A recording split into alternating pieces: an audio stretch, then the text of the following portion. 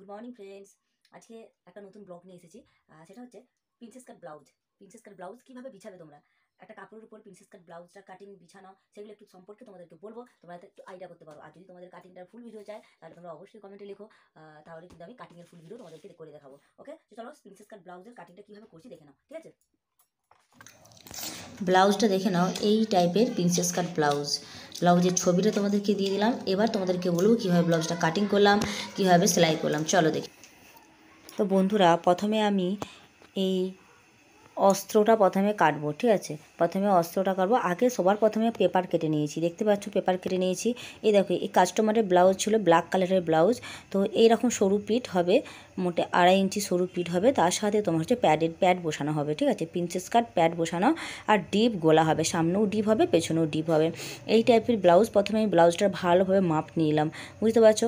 মাপ নেওয়ার পর তারপর আমি কাগজে কাটলাম। কাগজটা কাটার পর যাতে কোনো কি কাপড়টা নষ্ট হবে না। তোমরা যদি কাগজে কেটে নাও তাহলে কাপড় নষ্ট হবে না, বুঝতে পারছো? এবার দেখো, কাগজ কেটে নেওয়ার পর তোমরা ওই কাগজকে অস্ত্র, মানে ওই ব্লাউজটার জন্য সাদা অস্ত্রও নেওয়া যাবে, স্টিল কালার অস্ত্রও নেওয়া যাবে। তো আমার কাছে সাদা অস্ত্র ছিল, সাদা অস্ত্র নিলাম। সাদা অস্ত্রের উপরে আমি পেপারগুলোকে বসালাম, বসিয়ে কী করলাম না, ড্রয়িং করে নিলাম, ঠিক আছে?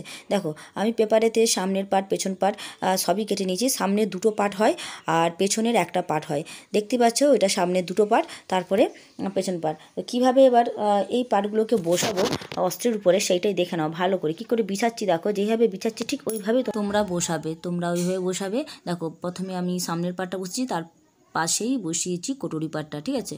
এইভাবে কিন্তু বসালে পরে খুব কম কাপড়ে হয়ে যাবে, মাত্র 50 সেন্টিমিটার কাপড় হলেই তোমাদের এটা হয়ে যাবে। অত কম অস্ত্রেতে তোমাকে বের করতে হলে আমার এই বসানোর পদ্ধতিটা কিন্তু জানতে হবে। কীভাবে বসেছি দেখো, যেই দিকটায় বন্ধ আছে সেই দিকটাতে আমরা সামনের পাটটা বসাবো।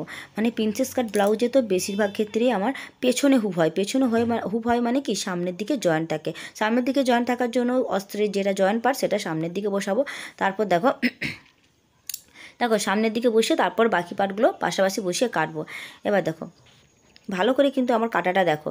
এবার কেটে নেওয়ার পর কিন্তু এবার দেখো কাপড়ের উপর বসাচ্ছি। ঠিক সামনের পাটটা এরকম জয়েন্ট হবে, দেখতে পাচ্ছ? সামনের পাটটা জয়েন্ট হবে, কোনো কাটা নেই, কারণ আমাদের প্রিন্সেস কাট ব্লাউজের পেছনে হুবার। তো সেই জয়েন্ট পার্টটাকে আবার কিন্তু কাপড়েও আমরা জয়েন্ট দিকে বসালাম। এবং গলাটা কিন্তু কাটবো না, গলাটা টিচিং করার পর, মেশিনে টিচিং করার পর গলাটা ছাড়বো আমরা। এখন গলার দিকে কিছু কাটবো না, কাপড়ে গলা কাটবো না, শুধুমাত্র অস্ত্রতে গলা কাটা হবে, ঠিক আছে? ওই জায়গাটা সেলাই করার পর তারপরে আমরা কাপড়টাকে কেটে বাদ দেবো। তো সামনের পাটের ওই জায়গাটা গলার কাজটা সরিয়ে নিলাম, দিয়ে দেখো যেই পাটটা বাঁচছে, কাপড়ের যেটুকু বাঁচছে ওখানটাতেই কিন্তু বাকি কটুরি পাটটা বসাবো, ঠিক আছে? প্রিন্সেস কাটের কটুরি পাটটা কিন্তু ওই জায়গাটা বসাতে, নাহলে কিন্তু কুলোতে পারবে না। এবার পেছন পাটটা তার থেকে উপর দিকে বসাবো, যাতে করে কি কাপড়টা অনেকটা বেঁচে যায়। যেহেতু আমাদের ওপেন মানে পেছন দিকে হুপ হচ্ছে, তাই দেখো হুপের দিকটা কিন্তু আমরা কাটা অংশেই রাখছি, কোনো প্রবলেম হবে না, ঠিক আছে? যেহেতু আমাদের পেছনে হুপ হচ্ছে সেই জন্য এইভাবে ঠিক বিছাবে তোমরা। আমি যেরকম করে বলছি সেইভাবে বিছাবে, তবেই কিন্তু 50 সেন্টিমিটারের মতো কাপড় হলেই কিন্তু পুরোটা হয়ে যাবে, 1 মিটারও লাগবে না। হ্যাঁ, অনেকে কিন্তু খুব ভুল করো। আমার এটা 1/2 সেন্টিমিটার কাপড়ে কিন্তু হয়ে গেছে, 1 মিটার লাগেনি। ওকে, দেখো এইভাবে করবে, এইভাবে বিছানোর পর তোমরা কি করবে, কাটবে। এবার কাটার সময় একটা জিনিস খেয়াল রাখবে, যেন কাপড়টা একটু বাড়তি থাকে। কাপড়টা কিন্তু একবারে সেম কাটবে না। সেলাই করার পর, মানে অস্ত্রের সাথে কাপড় টিচিং করার পর, একসাথে জয়েন করার পর তারপর কিন্তু আমরা কাপড়টাকে ছাঁটবো, অস্ত্রের মাপে রাখবো, ঠিক আছে? এখন কিন্তু পুরোটাই আমি বাড়তি রেখে, প্রায় 1/2 ইঞ্চির মতো বাড়তি রেখে কাটছি। এবং এখানে কত শৌখিনতার দরকার নেই, অস্ত্রটা আমার মেন কাপড়ের মধ্যে থাকবে, অস্ত্রটা ঠিক থাকবে, আর কাপড় তুমি একটু বাড়তি রেখেই কাটবে। আর গোলার তো কখনোই কাটবে না, গোলার ডিজাইনটা সবসময় টিচিং করার পর গোলার কাটিংটা হবে, এটা কিন্তু মনে রাখবে, এর অন্যতা কিন্তু কিচ্ছু হবে না। তো এইভাবে কেটে নেওয়ার পর বাকি যে অংশটা রইল সেটাতে কিন্তু আমরা হাতা কাটবো, ঠিক আছে? হাতারও আমি কিন্তু কাগজে কেটে নিয়েছি। কেটে নেওয়ার পর কিন্তু এবার হাতাটা করছি, দেখো। তো তোমাদেরকে বলে রাখি, সমস্ত কিছু কিন্তু তোমরা কাগজে আগে ফর্মা করে নেবে, না হলে কিন্তু কম কাপড়ে কুলোতে পারবে না, ঠিক আছে? তো এই সমস্ত ভিডিও যদি তোমরা ফুল একবারে কাটিংটাও দেখতে চাও, তোমরা অবশ্যই আমাকে কমেন্ট করে জানাবে কীভাবে হাতা তৈরি করতে হয়, কীভাবে পার্ট বের করতে হয়, সব কিন্তু আমি মাপ করে তোমাদেরকে দেখিয়ে দেবো। সেইটা দিতে গেলে তো ভিডিওটা অনেক বড় হয়ে যাবে, তাই আমি পেপার কাটিংটা করে নিয়ে তোমাদেরকে দেখাচ্ছি। তোমরা কিন্তু আমাকে জানিও তোমাদের যদি লাগে তাহলে শুধু হাতার ভিডিও দেবো একটা, শুধু বডি পার্টের ভিডিও দেবো, এইভাবে পার্ট বাই পার্ট তোমাদেরকে দেবো। তো আর একটা কথা বলে রাখি, আমার এখানে কিন্তু সেলাই শেখানো হয়। তোমরা যারা ঘাটালের কাছাকাছি আছো তারা সেলাই শিখতে চাইলে শিখতে পারো। মাসিক খুব কম টাকাতে আমি সেলাই শেখাই। মাসে একটা কিছু পরিমাণ, যেটা না নিলে নয়, এখানে তো খরচ থাকে, মেশিনের খরচ থাকে, সেগুলো না নিলে নয়, আমি এইভাবে সেলাইটা শেখাই। তোমরা কিন্তু শিখতে পারো। এবং কোর্সের যে কোনো লিমিটেড নেই যে 1 বছরের কোর্স, 6 মাসের কোর্স, 3 মাসের কোর্স, এরকম কিছু নয়। তুমি যতদিন না শিখতে পারো ততদিন তুমি করতে পারো। তোমার মাথায় ঢুকানোটা বেশ মেন ব্যাপার। তুমি 1 মাসও শিখতে পারো, 2 মাসও শিখতে পারো, এইভাবে শিখতে পারো, ঠিক আছে। তো দেখো এইভাবে হাতাটা আবার বিছিয়ে নিলাম, পেপার থেকে অস্ত্রেতে কাটলাম, কাটার পর কাপড়ে বিছিয়ে এবং হাতাটাকে সোজাভাবে কেটে নিলাম। এখন কিন্তু পুরো হাতার মাপে কাপড় কাটবো না, সব কিন্তু এক্সট্রা করে কাপড় নিয়ে তারপরে কিন্তু আমরা কাটছি। কোনোটাই কিন্তু একবারে অস্ত্রের মাপে কাটছি না, ভালো করে কিন্তু খেয়াল রাখবে, ঠিক আছে। এবার দেখো এই কাস্টমারের ডিমান্ড ছিল যে দড়ি করতে হবে ডবল দড়ি, মানে 2 পিস করে 4 পিসের দড়ি। তো এই দড়ির জন্য দেখো আমি কোনাকুনি কাপড়টাকে বের করে নিচ্ছি।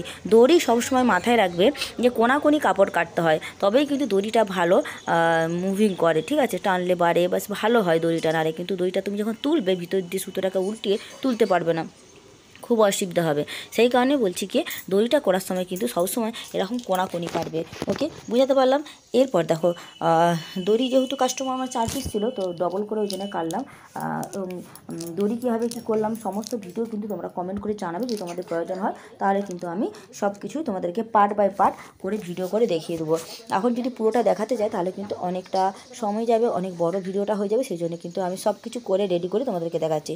তারপর দেখো মেশিনে চলে আসলাম। এবার চলো মেশিনে এসে কীভাবে কি সেলাই করলাম এটা সেটা দেখিয়ে দিচ্ছি। চলো দেখো, প্রথমে যেহেতু স্টিল কালারের, তো স্টিল কালারের সুতোই আমাকে এখানে পরাতে হবে। তো সেই কারণে স্টিল কালারের সুতোকে প্রথমে পরে নিলাম মেশিনেতে। আর তোমরা কিন্তু সবসময় ব্লাউজ করো, চুড়িদার করো, সবসময় কালারিং সুতো ম্যাচ করে করবে, ঠিক আছে, নাহলে কিন্তু খুব অসুবিধা হয়ে যাবে। তারপর দেখো প্রথমে আমি হাতাটাকে জয়েন করে নিলাম, অস্ত্রের সাথে কাপড়ের অ্যাটাচগুলো করছি প্রথমে, ঠিক আছে। দেখো হাতাটাকে এইভাবে বসাবে, যে কোনো দিক দিয়ে বসালে হবে, কারণ এখানে সোজা উল্টো ব্যাপার নেই। এই কাপড়টাতে সোজা উল্টো ব্যাপার থাকলে তখন তোমাদেরকে দেখে বসাতে হতো, ঠিক আছে। তো এইভাবে বসানোর পর দুটো হাতাকে জয়েন করার পর দেখো হাতাটাকে উল্টিয়ে দিলাম, ঠিক আছে। অস্ত্রের সঙ্গে কাপড়টাকে ডাইরেক্ট উল্টিয়ে দিলাম, এখানে আর হাতাতে তোমাদের হেমিং করতে হবে না। উল্টিয়ে দেওয়ার পর একটা চাপ সেলাই দিয়ে দিবে, এইভাবে যেইভাবে ঠিক করছি সেইভাবে কিন্তু তোমরা করবে, ঠিক আছে। এইভাবে চাপ সেলাই দিয়ে দিবে, দেওয়ার পর দেবে ভালো করে কাপড়টাকে নখে করে হাতে করে প্রেস করে করে করে করে নখে করে তারপরে কিন্তু কাপড়টায় চাপ সেলাই দিবে। দেওয়ার পর এই যে অস্ত্র অনুযায়ী চারিদিকে সেলাই দিয়ে দিবে, অস্ত্র অনুযায়ী। অস্ত্রটা আমাদের মেন বাম, ঠিক আছে। চারিদিকে সেলাই দেওয়ার পর মানে পুরো হাতটায় সেলাইটা ঘুরিয়ে দেওয়ার পর এবার চারপাশে যে বাড়তি কাপড়টা আছে, যেটা বলেছিলাম যে 1/2 ইঞ্চি করে বাড়তি কাপড় রাখবে, সোজা কাটবে, সেইগুলো দেখো এবার ছেটে আমি বাদ দিয়ে দিচ্ছি, বুঝতে পারলাম।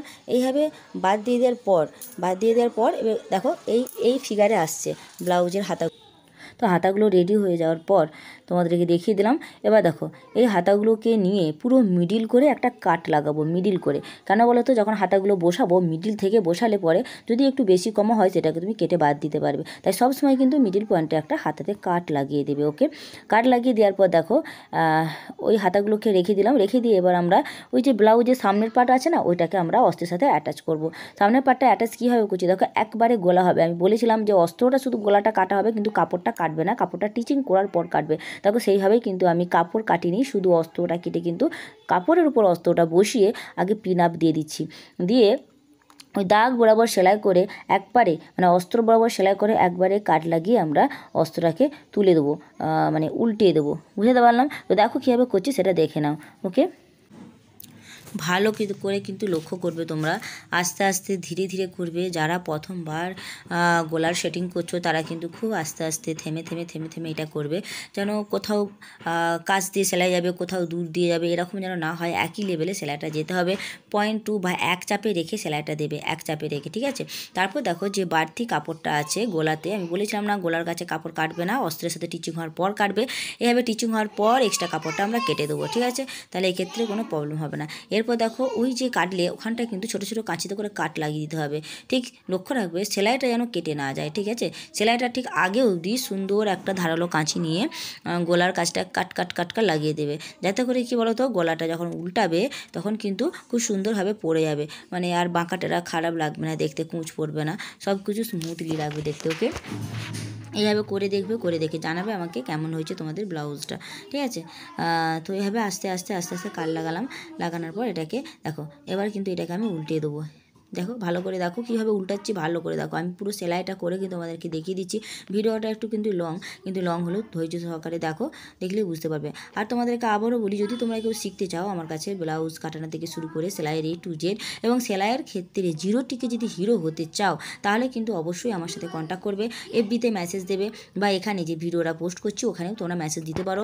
আমি বাড়িতে সপ্তাহে 2 থেকে 3 দিন শেখাই, যে যেমন শিখতে পারে সেইভাবেই শেখানো হয়, আর খুব কম টাকাতেই শেখানো হয়, তোমাদের সুবিধার্থে শেখানো হয়, ঠিক আছে, কোনো অসুবিধা নেই। দেখো এইভাবে উল্টিয়ে দেওয়ার পর কিন্তু আমি গলাতে আবার চাপ লাগিয়ে দিলাম, ঠিক ধার দিয়ে চাপ দেবো, এক চাপে রেখে, ঠিক আছে। এরকম সুন্দরভাবে সেটিং হয়ে যাওয়ার পর আমরা এবার কী করবো, অস্ত্রের সাথে চারিদিকে জয়েন করে দেবো, ঠিক আছে। অস্ত্রের সাথে কাপড়কে এইবার উল্টানোর পর কিন্তু জয়েন করছি, আগে কিন্তু জয়েন করিনি, আগে শুধু গলার কাছটা সেটিং করলাম, গলার কাছটা সেটিং করে তারপরে ভালো করে উল্টানোর পর এবার চার সাইডটা আমি টিচিং করে দিই। টিচিং মানে তোমরা জানো সবাই, টিচিং মানে কাপড়ের সাথে অস্ত্রের কাপড়ের সাথে অস্ত্রের যে ব্যাপারটা আছে, জয়েন করার ব্যাপারটা আছে, সেটা করছি। দেখো ভালোভাবে লক্ষ্য করো। তারপর দেখো এটা করার পর যে বাড়তি অংশটা আছে, আমরা সব সময় অস্ত্রের সাথে কাপড়ে টিচিং করার পর বাড়তি অংশটা আমরা ছেঁটে বাদ দিয়ে দেবো, বুঝতে পারছো। তো এইভাবে করলে দেখবে ফিনিশিংটা খুব সুন্দর আসবে। প্রিন্সেস কাটের এই জায়গাটা যত ভালো ফিনিশিং আনতে পারবে ততই ভালো লাগবে দেখতে।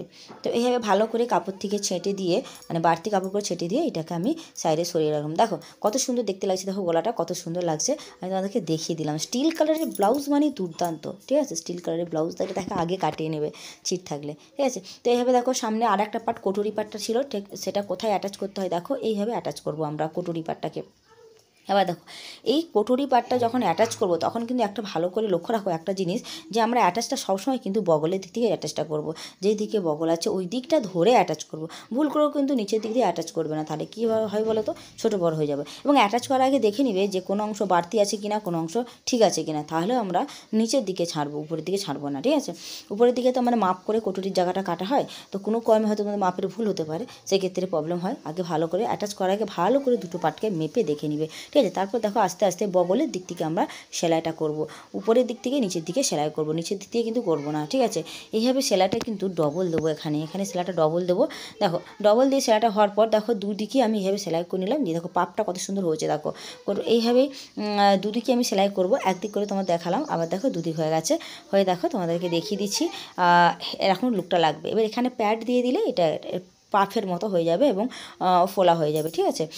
তো এইভাবে করার পর এবার আমরা কি পেছন পাটটা করব, ঠিক সামনের পাটেও গলাটাকে যেমন করে করেছিলাম ঠিক পেছন পাটেও কিন্তু আমরা সেইভাবেই এটাকে সেলাই করব, ঠিক আছে। সেলাই করে ঠিক বাড়তি কাপড়কে কেটে দিয়ে কাট লাগিয়ে উল্টে দেবো, ঠিক যেভাবে সামনের পাট করেছি ঠিক একই রকমভাবে আমরা পেছন পাটও করছি, ঠিক আছে। এই সমস্ত সেলাই কিন্তু তোমাদেরকে হাতে ধরে এখানে শেখানো হয়, পার্ট বাই পার্ট শেখানো হয়। তোমরা যদি ক্লাস করতে চাও, আবারও বলছি তোমাদেরকে, তোমরা যদি ক্লাস করতে চাও আমার এখানে ক্লাস করানো হয়, তোমরা কিন্তু অবশ্যই শিখতে পারো, ঠিক আছে। তো এইভাবে করার পর